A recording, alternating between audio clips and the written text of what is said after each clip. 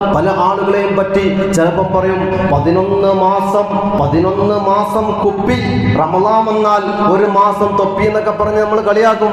അതൊന്നും വിഷയാക്കേണ്ടതില്ല.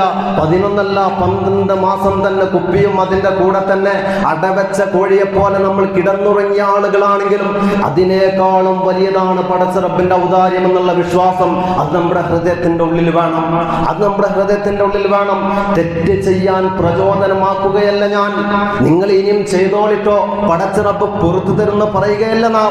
ഒരിക്കലും അള്ളാഹുനെ മറന്നുകൊണ്ട് നമ്മളെ കൊണ്ട് ജീവിച്ചുകൂടാ. പക്ഷേ ഇന്നലെ കഴിഞ്ഞ ജീവിതം കഴിഞ്ഞതാണ്, അത് നമ്മളെ കൊണ്ട് തിരിച്ചെടുക്കാൻ പറ്റാത്തതാണ്. പക്ഷേ കഴിഞ്ഞ ജീവിതത്തിൽ വന്നുപോയ ആ പാപങ്ങളുടെ പേരിൽ അള്ളാഹുലേക്ക് ഹൃദയം അറിഞ്ഞുകൊണ്ട് നമ്മൾ ചവ ചെയ്തു കഴിഞ്ഞാൽ, അള്ളാഹുലേക്ക് നമ്മൾ പ്രത്യാക്ഷയോട് കൂടിയിട്ട് ഖേദിച്ച് മടങ്ങിക്കഴിഞ്ഞാൽ, 2 കൈകൾ നീട്ടിക്കൊണ്ടോ ഒരു കുഞ്ഞിനെ വാരിയെടുക്കുന്ന മാതാവിനെ പോലെ നമ്മുടെ റബ്ബ് നമ്മളെ കാത്തിരിക്കുന്നുണ്ടോ? അതേ വിശുദ്ധമായ റമളാനിന്റെ ദിനരാത്രങ്ങളിലാണ് നമ്മളിലേക്ക് കടന്നു വരുന്നത്.